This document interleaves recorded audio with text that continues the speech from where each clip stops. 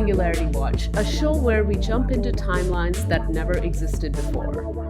I'm Kavya Perlman. I'm the founder and CEO of XR Safety Initiative, XRSI. Today, we are talking with Simone Bregni, Associate Professor at the Department of Languages, Literatures, and Cultures at St. Louis University in Missouri. Welcome, Simone. So, thank you for being here, Simone. This is so great to have you. Let me start from something that looks very much like a resume. You teach Italian language and culture, medieval and Renaissance Italian literature, Italian cinema, and intensive Italian for gamers. Now, when I read game, Italian, and Renaissance, I can only think about Ezio Auditore from Assassin's Creed Saga. So did he play any role in all of this? Absolutely, and as a matter of fact, Ezio Auditore in Assassin's Creed is at the basis of my course, Intensive Italian for Gamers, which is a course I created back in the fall of 2016 as a fellow of the Center for Excellence in Teaching and Learning at St. Louis University, the Reiner Center. And the course was offered the first time in 2017. And so let me tell you something about myself and games, first of all. So I started learning my first foreign language, English, and playing video games, and it was Pong in the same year, and that was 1975. So my two life passions began at the same time, and very early on they became connected, as I will explain at some point later. But it wasn't until 2009 when I bought a copy of Assassin's Creed 2 for my PlayStation 3, and I realized that the game was fully localized in Italian, and the voice acting was fantastic, and the recreation, and there's a dash there on purpose, recreation of Renaissance Florence was outstanding, that I realized the pedagogical value that this game could have in a specific setting. And I started experimenting with more intentionally with video games in the classroom, thanks to the Assassin's Creed series. So this was 2009. In 2010, Assassin's Creed Brotherhood, this is also set in the Italian Renaissance, came out. And so I started experimenting in our language labs. So our courses have language labs connected to them.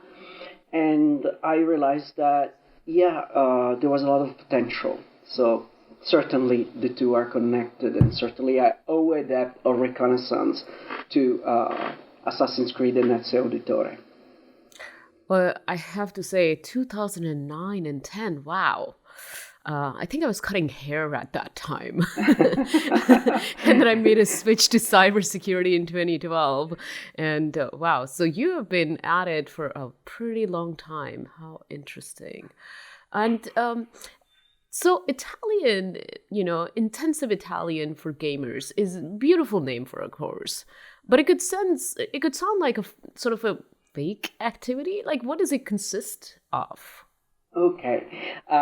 Well, first of all, intensive language courses are pretty common in the university setting in the sense that I want to point out that this is what I've done is a redesign of a course that we had that kind of dropped out of the course catalog because there was not enough interest for it. And the course that I redesigned was Intensive Italian for speakers of other Romance languages. So we used to have a cadre of students in the past that spoke Spanish or French or came from Latin that we realized could acquire Italian fairly fast thanks to their Romance language background. So so I'm a problem solver by nature, and I think that is why I'm now serving as chair of my department. I became chair last July, so I define myself as a COVID-19 chair.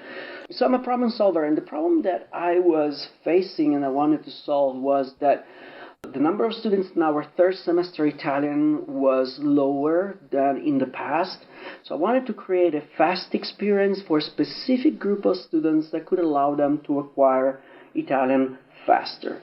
So I speak 4 languages, and I'm working on a 5th. And the way my languages have progressed faster than normal is because I've used realia as much as possible. What are realia? Realia are authentic artifacts in the language that you want to learn, or the target language, that allow you to use the authentic language in an authentic setting. In the old world, for example, a printed menu can be considered a realia. And in my view, video games are the quintessential multimedia realia, in the sense they expose you, the learner, to a full range of activities, and the spoken language and the written language, dialogue, narrative, etc. So, what did I do in my redesign? So the intuition was that students who like video games, exposed to the medium, could learn faster. That said, it's an intensive course, so it fits all the college education standard canons of an intensive course. So we have a regular textbook with a multimedia platform online with regular instruction. To this regular course setting, I added an interactive component of video game learning. So why intensive Italian for gamers? Why not, for example, Italian through video games? That would be flaky. So I use the term gamers, aiming to attract a specific segment of the population, which the Pew Research Center indicated as 10% of the population of people younger than 50 that self-identify as gamers. And what I aimed to create was something that in education and pedagogy is defined as an affinity group. So, you know, when you are with your friends and you share the same interest, and you know how excited you are in finally being able to communicate about that interest with like-minded people. That's like we are right now. Like we are right now. Exactly. See how excited we are. We realize that we're speaking more eloquently than other settings. And this has been proven to foster language education. So this is what I aim to do. So the structure of the course is as follows. So we have 4 class periods of 50 minutes. And out of these 4, 3 are regular meetings.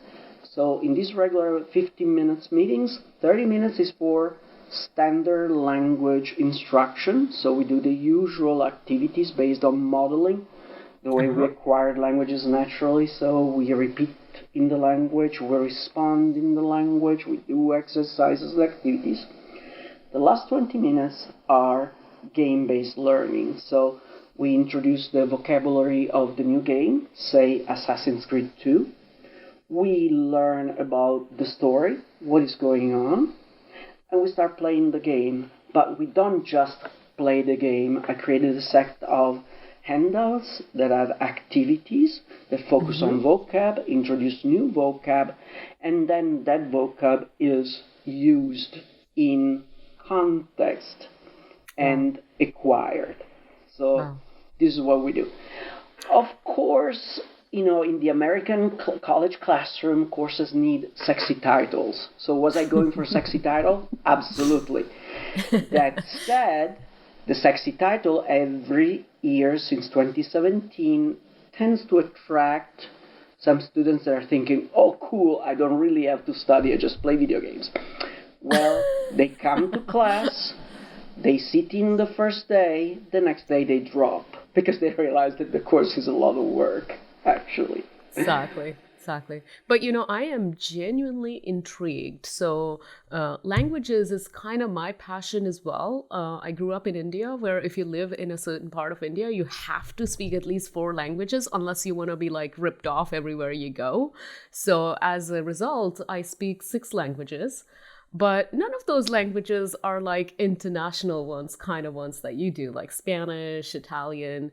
Um, this whole aspect of gaming and learning languages is really interesting to me. In fact, I'm going to ask you for recommendations later on what I should do, because I seriously want to learn Italian. We have a team in Italy, as you know, so it would make things interesting. I could learn maybe more than buongiorno or buonanotte. But on the same token, what do language learning and playing video games have in common? I mean, you hinted at some of these parts, but just like, the high point or the key point of this commonality. Well, the four keywords that I can identify that points to a commonality are focus, repetition, multimedia, and realia. If you want to be an effective language learner, you have to focus. You have to focus on context. You have to focus on figuring things out, and that is the exact same thing that happens in video games. You have to focus. You have to understand how to quote unquote survive, and what are the next steps that you have to take. So this points to the direction of scaffolding, which is an essential skill in language learning and video games. So you build up your skills so that you can solve the mystery, the quest in video games, and successfully acquire the language that up to a level that allows you to communicate in language learning. Repetition. So it is Gonzalo Frasca, a colleague, who created a series of games, serious games, meant to teach math, which I wish that I had when I was a grade school student, because math was always a challenge to me. But he has a motto that says, video games are effective, not, and I'm adding, not so much because they are fun, but because they challenge you. And the challenge is something that language learners, effective language learners, always point to. So I want to learn languages because it's fun. Why is it fun? Because it's challenging, because it allows me to think differently, to revise and review my vision of the world and acquire content. Repetition. So you want to be a successful language learner, you have to talk to yourself a lot. I tell my students to repeat things over and over again. And this is what video games do to you, because they're challenging. And so I put it in direction. I already explained what are realia.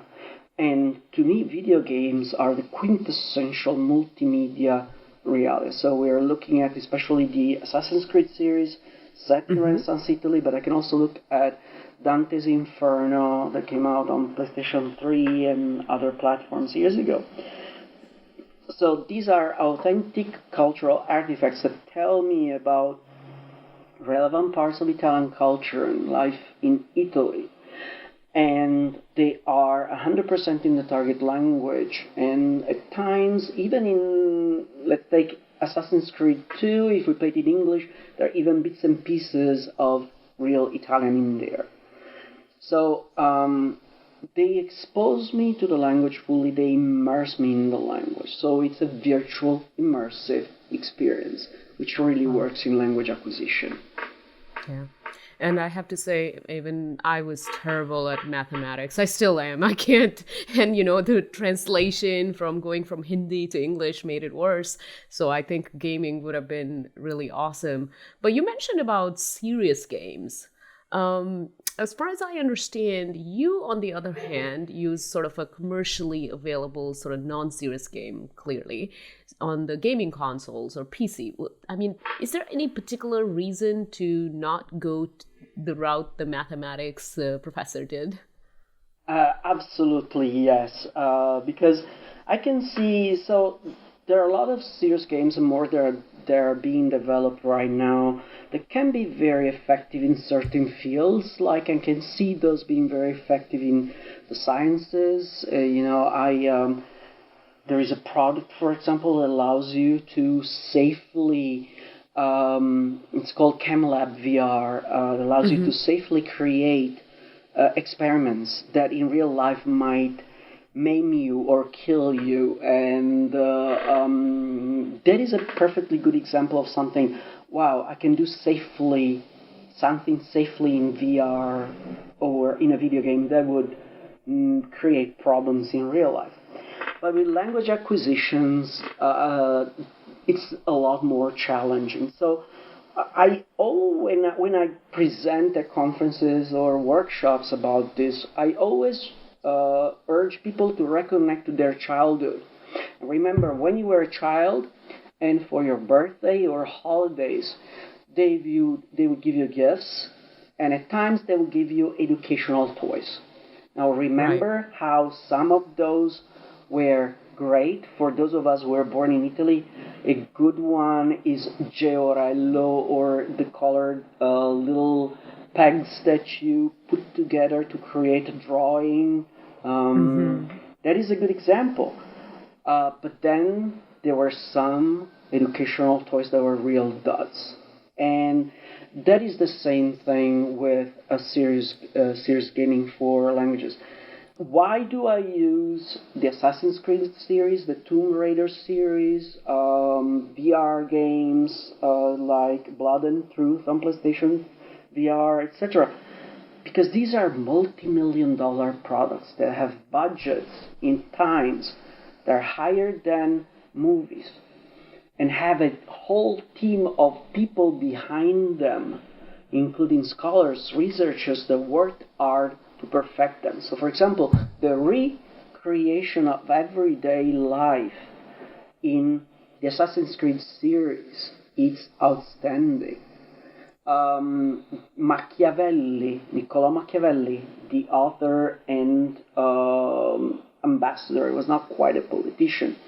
In the Assassin's Creed series, it was represented, it's been reconstructed in a way that is coherent with representations of him in the figurative arts. And what he says, his words, are crafted after his works. So this is just a mere example. Or when we meet Leonardo da Vinci, and the first time he's a young man who is saying, I'm an artist, but I wish that I could explore other things. Well, this is consistent with what was happening in Leonardo's life at exactly that point in life. They took other liberties, but for example, what they eat, the way they dress is very consistent. I'm a classics nerd, so I grew up studying Latin and Greek and ancient cultures. And I remember when I first started playing Assassin's Creed Origins that came out a couple of years ago, I passed a non-playable character and I overheard a strange language like, okay, yeah, it's Egyptian. We're, 2nd century before the current era. We're in Alexandria, and yeah, that's, they're speaking Egyptian.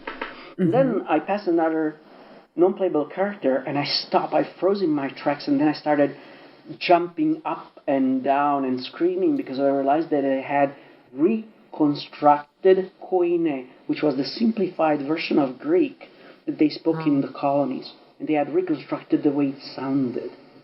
So this is one of the games, for example, that I'm using in a project with a colleague in classics to create a course of introduction to the classical humanities. And that is why I use commercially available games. They have so much to offer. The difference is that they're not ready to play. I cannot walk into my class and say, okay, here's Assassin's Creed 2, let's play, learn from it. No, they need to be unpacked. So I need to create pedagogically sound activities based on the principles of scaffolding and task-based learning, and build up from what they already know and moving on to what they do not know yet. Excellent, excellent. And then it really makes me think, though, there is this whole ongoing debate among pedagogies on the value of gamification in education, and some of them think that there is a side effect because this approach drives too much competition and the rhetorics of meritocracy. So, what do you think about this concern? Well, it's a well-founded concern. This is why I make it very clear that what I do is not gamification. Gamification is the buzzword that everybody uses, sort of like an umbrella category to refer to this all.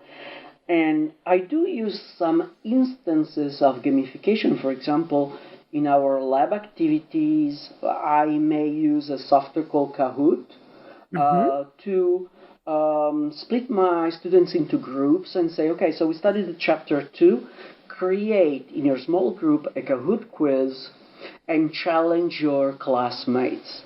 And we have a little contest competition. So that is an instance of gamification.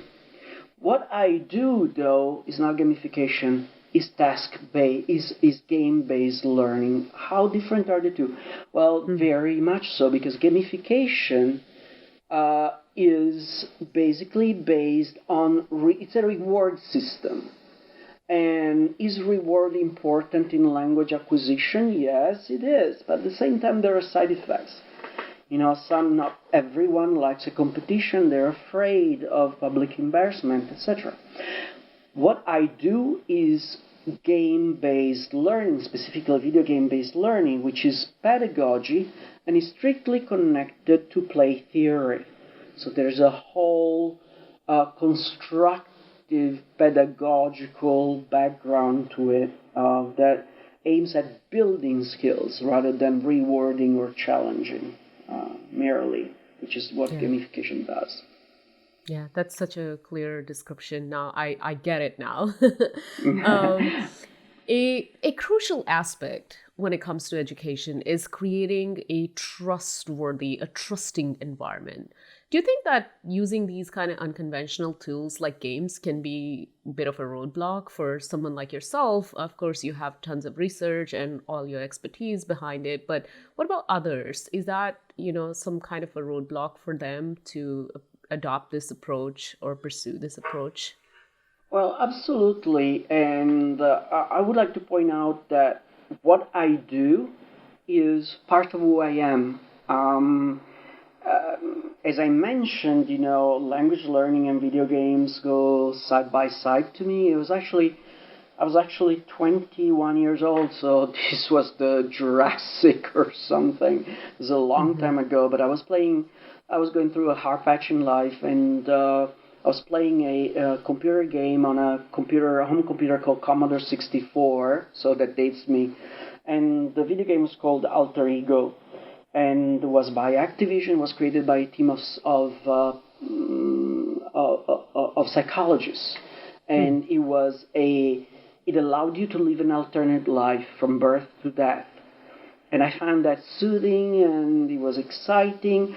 And this was a text adventure that I played with a huge dictionary sitting on my lap for a couple of hours a day, every day, for about 2 months. Wow. And after playing, I picked up a novel, an English novel that I purchased a few months previously, and I read a couple of pages and I dropped it because I couldn't make sense of it. And I realized all of a sudden I was able to make sense of it. I was able to progress. I was able to read it. So I started thinking, why? And I realized, because I played a lot with the language, and that made a difference. So I give workshops to teachers and educators, and I structure my workshops pretty much as a video game. So we have, level 1, level 2, level 3. Level 1 is for everyone, for people who do not know much about video games, and to them the message is, you may not know much, and which is okay, but your students do. So use your students as resources, allow them to talk about their passion. You will see how excited they become and how that will play a role in their acquisition and how effective that will be for them. Level 2 is a teacher-student interaction, but it's still student-driven. And level 3 is what I do. So it's teacher-driven. I'm an expert. I know a lot about video games. I can talk for hours about video games and the different genres and what is good and what is not since basically the dawn of time. Moving on to that specific point. So the trusting environment in my specific course, Intensive Italian for Gamers, comes from the gamer part. The common shared interest is an affinity group. They feel safe talking about their shared interest, and this has proven very effective. The other element is the safety that is intrinsic to the emulation aspect of video games. So, and this is something that I published about. This is very effective, for example, to prepare students for study abroad experiences. So, you're going to study abroad in Italy, let's play Assassin's Creed, or even while you're studying abroad in Italy, because it's a safe virtual world where you can listen to a conversation, people introducing themselves and responding. You can practice what you are going to do in real life, but devoid of stress and pressure, and that is very effective. That sounds so fantastic. I mean, where the hell were all these things when I was growing up? And I mean, I sort of realized that I was a nerd much later on. So even if these things existed, I probably wouldn't have had access to it because my parents were just so anti-Western everything. So gaming was totally not an option. I am truly impressed, and I'm so honored that I get to dive into your background. Just for, going a little bit deeper and make it more fun, let's do a rapid fire round where I will ask you a series of questions and you can share with me whatever comes to your mind first. You ready? Ready. All right. Is there a game that you would like to forget about just to be able to play it again?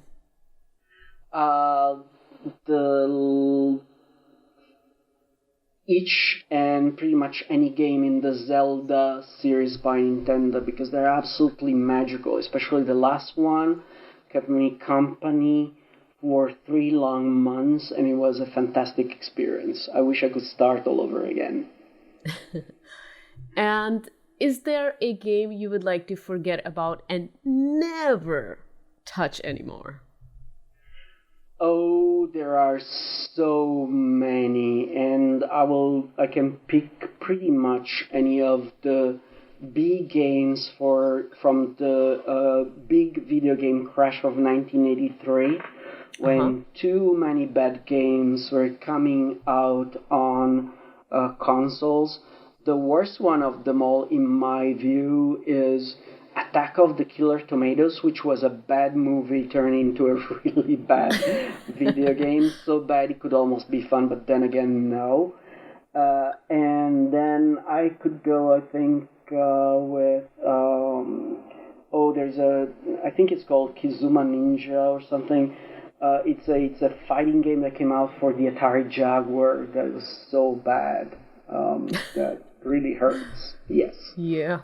An Italian word that none of your students should ever forget. Oh, that's a tough one. But I would go with 2 words, if I may, and that's bella figura. What is bella figura? Bella figura is doing something in public that makes you look good to the eyes of others. And I teach in the American classroom, and America as a society is very much defined, in my view, as a foreigner who recently became a citizen, by the fear of public embarrassment. So Americans have the negative concept, brutta figura, or make a beep of yourself in public. But they don't have the positive, we do. And that is something that I think this culture needs. How about an Italian word that maybe you taught by mistake, like some curse word or something like that? Oh, yeah.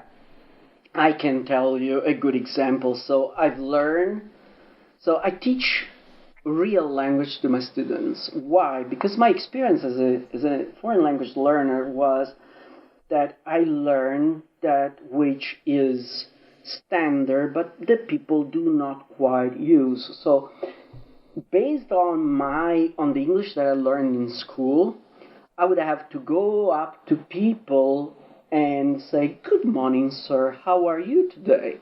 Well, luckily, my English came from comic books also. I started buying US and UK comics early on. I started learning English at 11, so 1975. I also started buying American comics and UK comics. So it's a good thing I did, because actually my first interaction with a real American was passing each other in the street and this guy going, "Hey, what's up?" So I knew better than to respond, "Good morning, so how are you?" So I responded, "Hey, what's up?" So in video games that taught me how to survive. So I want my students to have the same experience. So I teach them slang too. I've learned how to preface that by saying, "Well, you know how you don't go up to President Pestello, who is the president of our university, and say, 'Hey, dude, what's up?' Okay? Don't do that." So same thing. Do not use slang around older people or in non-peers or in a formal setting. Because I taught my students the slang word cazzeggiare, which means not doing anything particular, just wasting time. Huh? Mm-hmm. And the student used that with his 65-year-old teacher in a study abroad program in Rome, and the teacher got upset because it's connected to a potentially bad word in Italian. She got really, really upset. So the student said, "Well, you should tell your students before you do that." I also claimed that the teacher was totally uncool, but. Let's get back to Assassin's Creed. Many fans of that saga visited Monteriggioni because they wanted to see Ezio's hometown. What about you? Have you ever visited some of these places in real life because of some good gaming experience? I haven't per se, just happened. So in 2018, I was on sabbatical on spring of 2018, and a friend needed to take a trip to Pisa to visit some relatives and said, "Would you like to come along?" So my partner and I did. And it was there that I realized they were foreigners, and they were tourists, and they were in the 20 to 30s age range. They were visiting Pisa, and they were wearing Assassin's Creed style of clothes. So that's when I realized that they were tours organized that brought tourists. I found that fascinating. So of course I'm too old for cosplay or dressing up in costumes of your favorite video game characters or anime, but I thought it was endearing, so to speak. From your perspective, from the gaming field perspective, what are the potential of this new technology that's like almost about to be mass adopted? Well, the potential is huge, and it's really, really exciting, and I'm already there. So I bought a PlayStation VR headset as soon as it came out, and I'm smiling here. You can see that because one of the first games that I bought is the Voltron experience. So it's not a full game, it's more like an experience that allows you to be there in the Voltron cartoons, and you cannot quite drive the giant robot. I'm looking forward to a Gundam video game like that. So the first narrative video game that came out, this was in late 2017, and it's called The Invisible Hours. And it's a fascinating experience because it allows you to solve, by collecting clues, a murder mystery, very much Agatha Christie-like, and the storyline is very exciting. And you're right there. You cannot interact with the characters because your duty is to observe and collect clues, and you solve the mystery that way. And it's fascinating because they used professionally trained actors, theater actors. The voice acting is fantastic, but they also started adapting the lip syncing to the language that was being spoken. Unfortunately, I even contacted the company and say, please add Italian as a language so I can use it in my courses, but they wouldn't do it. But still, if you want to learn Spanish, French, or English, this is a terrific game. It's a very safe environment. You just observe, and there's no quite gore that you can witness. Then things changed last year when Blood and Truth came out. This is the first full-fledged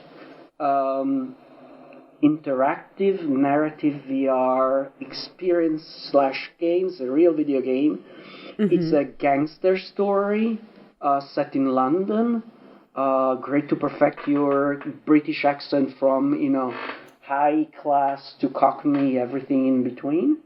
And it's a fantastic experience. It is recommended for an older audience because there is it's a gangster movie, pretty much interactive movie, so there are implications. There are other implications that are just like the wow effect, which is not just a gimmick. So I'm a huge Star Wars fan, and the Star Wars VR experiences, especially Squadrons that just came out, to someone like me who was 14 when he first went to see Star Wars, the first episode 4, is absolutely amazing. I'm there. I'm not ashamed to say, the first experience was just a 15-minute sort of bonus that was given out with a Star Wars game when PlayStation VR was launched 2 Christmas ago. Mm-hmm. The first time I found myself, I looked down at my body and I was wearing an X-Wing pilot suit, and I was sitting in an X-Wing cockpit, and I could look out the window and see the stars. I'm not ashamed to say I was moved. I started crying.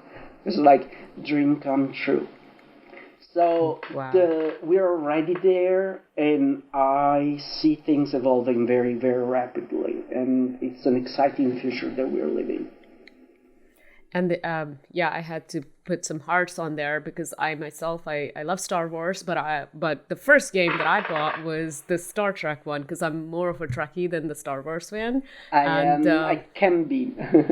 and every single time somebody wants to play, I'm like, here is a condition. I get to be the captain. It's just the way it goes. I love that feeling where you can just live in embody a captain and fly a ship and, relive these experiences from your own personal point of view. Here at XRSI, we're working since the very beginning on some of these different fields like medical XR, child safety, security, trust, and diversity and inclusion. So all of these fields require good laws, good research, and awareness. How does the gaming culture, how could gaming help to spread this awareness, given that it's day by day more common in serious field? And I also just want to refer to, one of the, efforts that we are making to try to get more creatives into the field to help us maybe create tools for awareness. And we rolled out a, XR safety awareness grant so that we can get creatives to be motivated to create such tools. So what do you think how could we utilize that for XR safety awareness? Well, it is a commitment to advocacy. It requires a commitment to advocacy on the part of educators, researchers, and game developers. I'm very proud of being part of an informal group. You can find us on Facebook called the Playful Learning Alliance. So there are many people in gaming, analog gaming and digital gaming, that are either, as I mentioned, educators, researchers, or developers. They are very much committed to advocacy for the positive power of gaming in education and as an overall experience with multiple implications. And and positive growth. So, first of all, is just not reinventing the wheel, but resorting to tools that are out there. So, as an educator, and to other educators or just to parents and kids, I remind them the importance of age-based ratings. ESBR system in America or the PEGI system in Europe. You don't want to give a mature rated video game to a kid. And this is nothing to do with a moralistic approach, but you want kids to be mature and prepared for the experience. Let me tell you, I'm not a fan of censorship. And my approach to this comes from my experience of losing Scooby-Doo when I was 7 years old. So I love Scooby-Doo with a passion.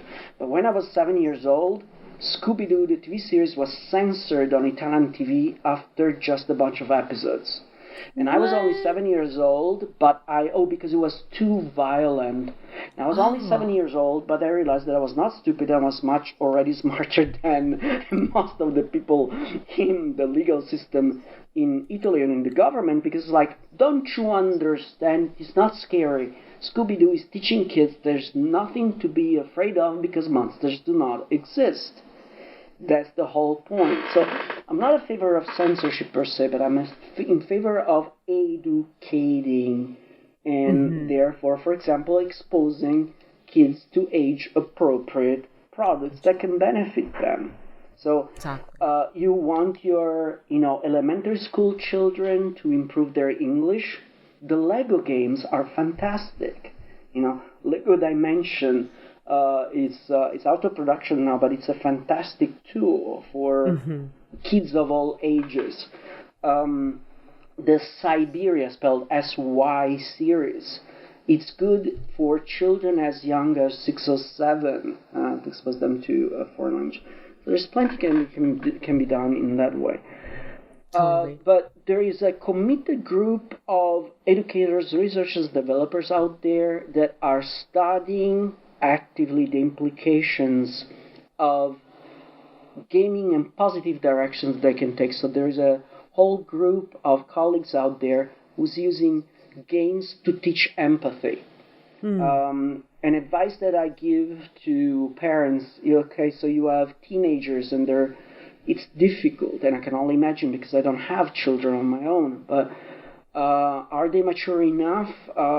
Then consider, are they like 16, 17? Consider playing Life is Strange with them, the series, and talk to them about it and encourage them to talk about the experience, because chances are that by talking about the game, they might be talking about some of the issues connected to teenagehood that very honestly are dealt with in the series. And this is just an example.